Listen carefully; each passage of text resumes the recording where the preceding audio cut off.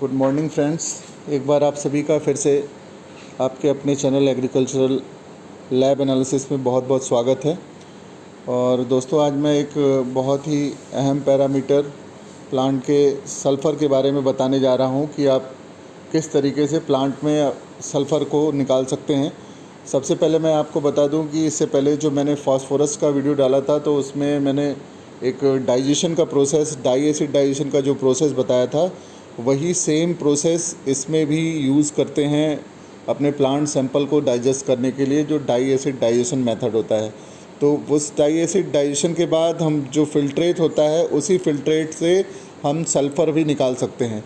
तो इसी तरीके से हमने देखिए ये इस प्रकार से हमने ये जो हमारा फिल्ट्रेट था, जो हमारा डाइजेस्टेड मटेरियल था, उसको हमने ये 50 ml वॉल्यूमेट्रिक में फ़िल्ट्रेट किया और फ़िल्टर करने के बाद इसका वॉल्यूम 50 ml मेकअप किया है। और मेकअप करने के बाद इसी से हम फास्फोरस, पोटेशियम, सल्फ़र, जितने भी माइक्रोन्यूट्रिएंट्स हैं उस डाई एसिड डाइजेशन वाले एलिकॉट से निकाल सकते हैं। इसी प्रकार उस एलिकॉट से ही आज हम सल्फ़र किस तरीके से निकाल सकते हैं वो मैं बताने जा रहा हूँ। इसको निकालने के लिए सबसे पहले फ्रेंड्स कौन कौन से रिएजेंट की ज़रूरत पड़ेगी, उस रिएजेंट के बारे में मैं सबसे पहले आपको बताऊँगा। तो सबसे पहले हमारा जो रिएजेंट होगा, हमारा सबसे पहला रिएजेंट होगा AR ग्रेड बेरियम क्लोराइड। और ये जो हमारा बेरियम क्लोराइड होता है ये क्रिस्टल फॉर्म में होता है या पाउडर फॉर्म में होगा। तो इसको सबसे पहले क्या करेंगे, सीव करते हैं। सीव करेंगे, ये देखिए हमारे पास सीव है 20 ms की और एक 60 ms की भी जो सीव है, उस सीव से हम इसको सीव कर लेंगे। और सीव करने के बाद इस तरीके का ये जो हमारा ब्लॉटिंग पेपर होता है, उस ब्लॉटिंग पेपर पे कलेक्ट कर लेंगे। और कलेक्ट करने के बाद फिर आगे का जो प्रोसीजर होगा उसमें उस बेरियम क्लोराइड को हम यूज़ करते हैं। और दूसरा हमारा सॉल्यूशन होगा गम एस्केशिया सॉल्यूशन।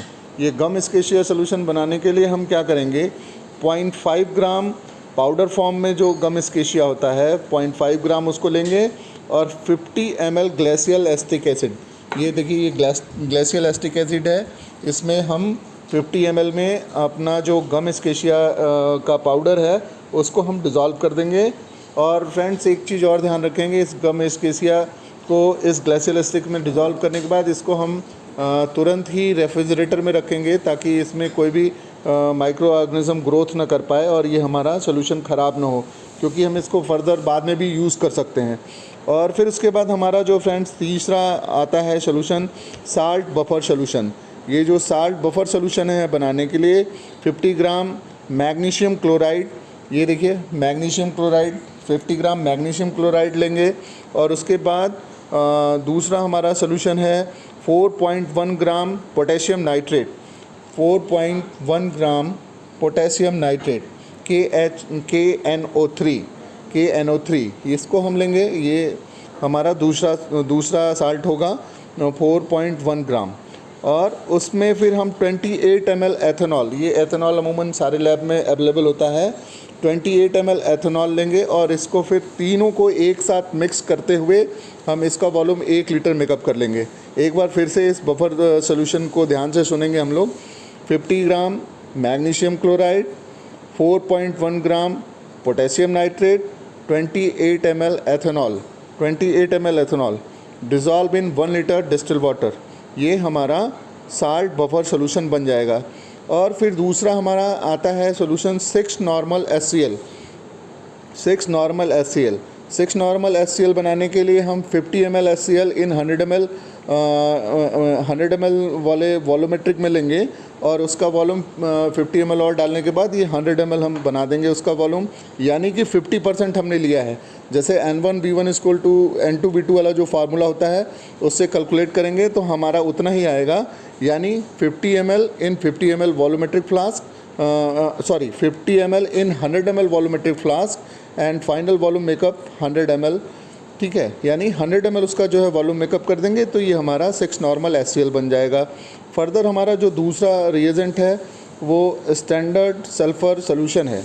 स्टैंडर्ड सल्फ़र सोल्यूशन, इसको बनाने के लिए हमारा 100 ppm का सल्फ़र सोल्यूशन बनाएंगे। इसको बनाने के लिए हम डायरेक्टली 0.543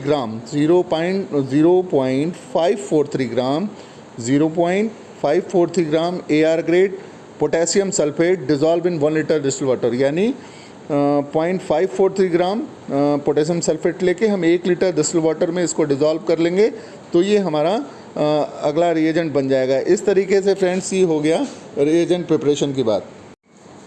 तो ये जो स्टॉक सॉल्यूशन मैंने बताया था मैग्नीशियम क्लोराइड का, और ये फिर जो हमारा सल्फ़र का स्टैंडर्ड सॉल्यूशन है, ये हमारा देखिए इस तरीके से 1 लीटर के वॉल्यूमेट्रिक फ्लास्क में इसको हम बना लेते हैं। तो फ्रेंड्स, अब ये हमने बताया कि किस तरीके से हम अपने सारे रिएजेंट्स को प्रिपेयर करेंगे। अब रिएजेंट्स प्रिपेयर करने के बाद हमारा सबसे पहला महत्वपूर्ण कार्य इसमें होता है स्टैंडर्ड किस तरीके से बनाया जाए। तो इसमें सबसे अहम पार्ट, जो सबसे इम्पॉर्टेंट पार्ट होता है स्टैंडर्ड बनाना। तो ये स्टैंडर्ड बनाने के लिए सबसे पहले हम इस तरीके का, ये देखिए ये हमने स्टैंडर्ड ऑलरेडी प्रिपेयर कर रखा है। तो ये 2 ppm, 4 ppm, 6 ppm, 8 ppm और 10 ppm का ये स्टैंडर्ड हमने बनाया हुआ है। आप इसको अगर ध्यान से देखेंगे तो इसमें जो है देखेंगे ये इंक्रीजिंग ऑर्डर में ये आपको कलर इसका दिख रहा होगा। तो इसको कैसे बनाते हैं ये मैं आपको बताने जा रहा हूँ, बहुत ही आसान और सरल भाषा में बताऊँगा। और इसको देखिए, सबसे पहले हम क्या करेंगे कि हमारा जो वहाँ पे हमने 1 लीटर में जो स्टॉक सोल्यूशन बनाया था सल्फ़र का, उस स्टॉक सोल्यूशन से वो 100 ppm का था, तो उसको हम N1V1 = N2V2 वाले फार्मूले से कैलकुलेट करते हैं। तो ये 2 ml, 4 ml, 6 ml और 10 ml आता है। तो मतलब जो हमारा सल्फ़र का स्टॉक सोल्यूशन था उससे 2 ml, 4 ml, 6 ml और 10 ml इस तरीके से इन 5 वॉल्यूमेट्रिक 50 ml के वॉल्यूमेट्रिक में ले लेंगे। सबसे पहले वो मतलब सबसे पहला हमारा स्टैंडर्ड को कैलकुलेट करने के बाद हमने स्टैंडर्ड ले लिया जो K2SO4 से जो हमारा स्टैंडर्ड बना था 100 ppm का। उसको लेने के बाद हम सारे जो पाँचों फ्लास्क हैं वॉल्यूमेट्रिक फ्लास्क, इसमें फिर 5 ml जो हमने 0.5 ग्राम जो हमने ये बेरियम क्लोराइड क्रिस्टल जो कि सीव किया हुआ था उसको ले लिया। मतलब सबसे पहले हमने लिया अपना स्टैंडर्ड का सोल्यूशन 2 ml, 4 ml, 6 ml और 10 ml, यानी इन पाँचों में। और उसके बाद 0.5 ग्राम ये बेरियम क्लोराइड क्रिस्टल डाला, और फिर हम उसमें डालेंगे 1 ml साल्ट बफर सोल्यूशन। जो हमारा ऊपर साल्ट बफर सोल्यूशन बनाया हुआ था उसको भी 1 ml डालेंगे इसमें। मतलब अभी तक हमने इसमें 3 चीज़ें ली। पहला हमारा स्टैंडर्ड लिया हमने कैलकुलेशन के बाद, और 0.5 ग्राम बेरियम क्लोराइड पाउडर डाला इसमें, और फिर 1 ml हमने डाला इसमें अपना बफर सोल्यूशन। फिर उसके बाद हमारा इसमें चौथा रिएजेंट आएगा, वो क्या आएगा, गम एस्केशिया। तो वो गम एस्केशिया सोल्यूशन जो मैंने बताया था कि उसको प्रिजर्व करके फ्रिज में रखते हैं, उसको निकालेंगे और उसमें से 1 ml सारे स्टैंडर्ड पाँचों में 1 ml गम एस्केशिया डाल देंगे। और उसके बाद फिर 1 ml जो हमने 6 नॉर्मल का HCl बनाया था, 1 ml 6 नॉर्मल HCl। तो फिर से एक बार ध्यान से सुनेंगे हमने क्या क्या मिलाया उसमें।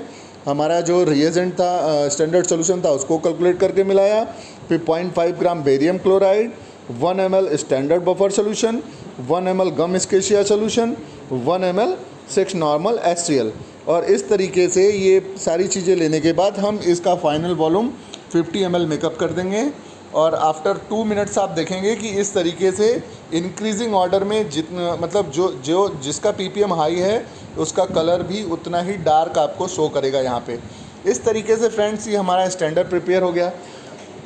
अब स्टैंडर्ड प्रिपेयर करने के बाद हमारे सैंपल्स की बात आती है। तो हम क्या करेंगे, जो हमारा डाइजेस्टेड एलिकॉर्ड जो ऑलरेडी हमने प्रिजर्व करके रखा था 50 ml वाले वॉल्यूमेट्रिक में, उससे हम 10 ml इस तरीके से वॉल्यूमेट्रिक, ये 50 ml का वॉल्यूमेट्रिक है, इसमें 10 ml ले लेंगे। और 10 ml लेने के बाद वही प्रोसीजर जो हमने स्टैंडर्ड में फॉलो की है, सेम सारे रिएजेंट इस सैंपल्स वाले यानी अपने एलिकॉर्ड में भी हम डालेंगे। मतलब क्या क्या, 0.5 gram barium chloride, 1 ml standard 1 ml salt buffer solution, 1 ml gum acacia solution, 1 ml 6 normal HCl, और उसका वॉल्यूम इस तरीके से फिर 50 ml ये वॉल्यूम मेकअप कर देंगे। इस तरीके से हमारा ये सैंपल भी तैयार हो गया। तो मतलब ये हमारा स्टैंडर्ड हो गया 5, और इस तरीके से ये सैंपल, मतलब सेम प्रोसीजर जो हमने स्टैंडर्ड में फॉलो किया है वही सारा सेम केमिकल्स हम अपने सैंपल्स वाले वॉल्यूमेट्रिक में भी लेंगे, और इसका फाइनल वॉल्यूम हम फिर 50 ml मेकअप कर देंगे। इस तरीके से हमारा ये तैयार हो चुका है रीडिंग लेने के लिए। तो ये हमारा देखिए स्पेक्ट्रोफोटोमीटर है। ये स्पेक्ट्रोफोटोमीटर है जो कि हमारा PC based double beam spectrophotometer है, और इससे हम लोग फिर आगे की रीडिंग निकालेंगे और उसको। सो फ्रेंड्स, अब हमारी बात आती है कि अब हमारा जो स्टैंडर्ड और ये सैंपल्स हमने जो बनाया हुआ है, इसको कैसे हम इसको स्पेक्ट्रोफोटोमीटर पे कैसे रीड कराएंगे। तो इसके लिए हमने सबसे पहले अपना स्पेक्ट्रोफोटोमीटर उसको ऑन किया। ऑन करने के बाद हमारे पीसी में जो इसका सॉफ्टवेयर था उसको ऑन किया, और उसको ऑन करने के बाद ये देखिए फ्रेंड्स, ये जो दो लैंप्स होते हैं, ये दोनों लैंप्स यहाँ पे, ये दोनों लैंप्स जो हैं, ये देखिए यहाँ पे, ये हमने पहले भी आपको बताया हुआ है। ये देखिए यहाँ पे ये आइकॉन जो दिख रहे हैं, ये येलो कलर का, एक ये ब्लू कलर का जो बल्ब की तरह बना हुआ है। सबसे पहले दोनों को ऑन कर लेंगे, यानी यूवी और विजुअल। तो ये जो विजुअल वाली लैंप है, आप यहाँ देखें, ये साइड में जो लाइट जल रही है, ये विजुअल लैंप है, ये हमको ऊपर से भी दिख जाती है, लेकिन यूवी लैंप हमें दिखती नहीं है। तो यहाँ पे आप ध्यान से देखेंगे, ये यहाँ पे विजुअल और यूवी, अब जब ये दोनों लाइट्स ऑन हो जाएंगी तो यहाँ पे यूवी और ये यहाँ पे ये जो यूवी और VIS लिख के आ जाएगा। इसका मतलब आपके लैंप्स ऑन हो चुके हैं। अब लैंप ऑन करने के बाद हम ये यहाँ पे एक सिंगल पीक वाला ऑप्शन होगा, ये उस पर क्लिक करेंगे, सिंगल पीक वाले पे।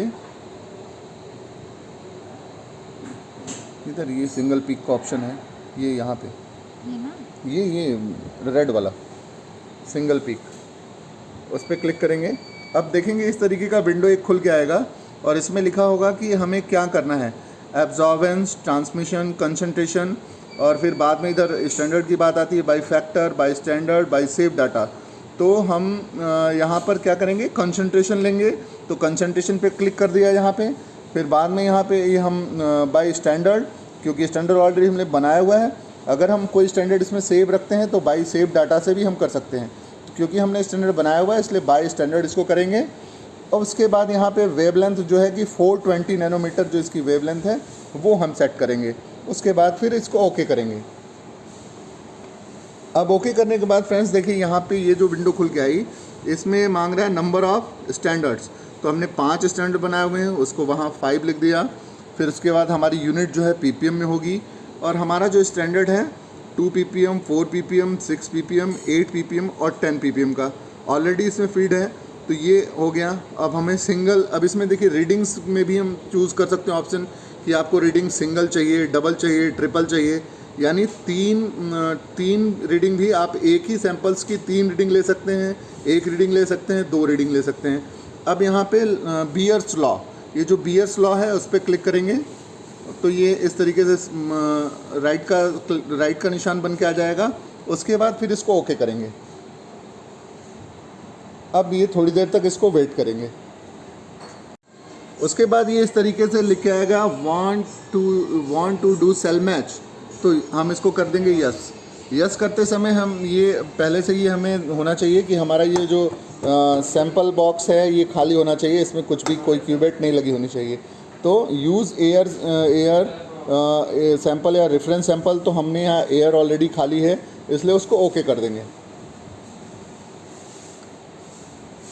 ओके करने के बाद अब इसने कहा कि put the standard number 1 then press inter.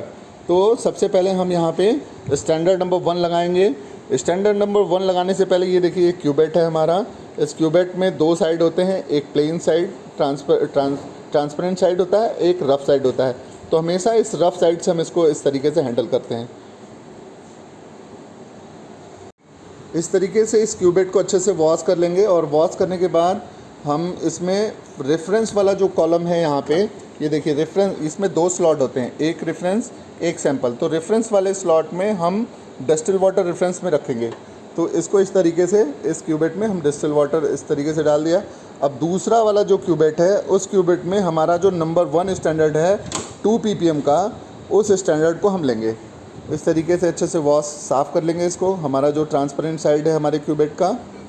उसके बाद फिर यहाँ से 2 PPM वाला स्टैंडर्ड हम यहाँ से लेकर इसको हमारे अपने स्पेक्ट्रोफोटोमीटर में रीड कराएंगे। ये देखिए इस तरीके से ले लेंगे।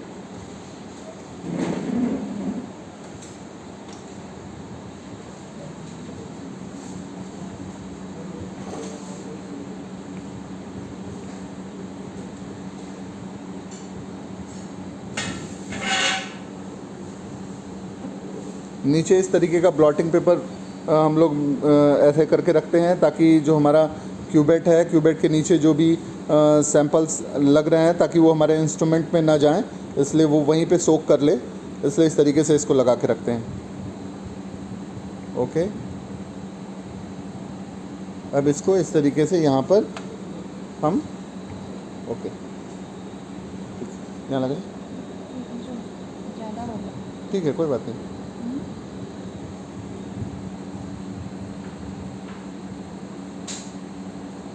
और इस तरीके से फिर हम यहाँ कर लेंगे। अब यहाँ पे आने के बाद जब हमने सैंपल फीड करा है तो ये हमारा जो विंडो है सैंपल नंबर 1 के लिए बोला था, इसको ओके करेंगे। ओके करने के बाद ये रीड करेगा। अब यहाँ पे देखिए, उसके बाद ये आएगा do you want to cell match, no. यहाँ पे ध्यान रखना होगा, नो करेंगे। और जैसे ही हम नो करेंगे वो सेकंड स्टैंडर्ड के लिए बोलेगा। इसी तरीके से हम अपना 5वां स्टैंडर्ड इसमें रन करा लेंगे। तो फ्रेंड्स, जब हम 5वां स्टैंडर्ड को अपने रन करा लेते हैं तो इस तरीके से एक स्ट्रेट लाइन ड्रॉ होकर आ जाएगी। अगर ये लाइन अगर स्ट्रेट नहीं आती है तो इसका मतलब आपके स्टैंडर्ड में कहीं ना कहीं कुछ प्रॉब्लम है। इस तरीके से ये स्ट्रेट लाइन आ जाएगी। उसके बाद फिर हम अपने सैंपल्स को रीड कराने के लिए यहाँ पर देखिए ये क्यूबेट का ऑप्शन यहाँ पे दिख रहा है भाई, ये क्यूबेट वाला जो ऑप्शन है इस पर क्लिक करेंगे और यहाँ पे इस तरीके से ये विंडो खुल के आएगी। इस विंडो पे सेल 1 क्लिक किया यहाँ पे और फिर यहाँ पे ओके करेंगे। ठीक है, ओके करने के बाद ये देखिए हमने सैंपल ऑलरेडी इसमें फीड कराया हुआ था और ये हमारी रीडिंग आ गई है। इस तरीके से रीडिंग आ जाएगी और उसके बाद इस रीडिंग को फिर हम कैलकुलेट कर लेंगे। इसी तरीके से ये हम अपने स्पेक्ट्रोफोटोमीटर से हम सल्फर भी निकाल सकते हैं। Thank you very much.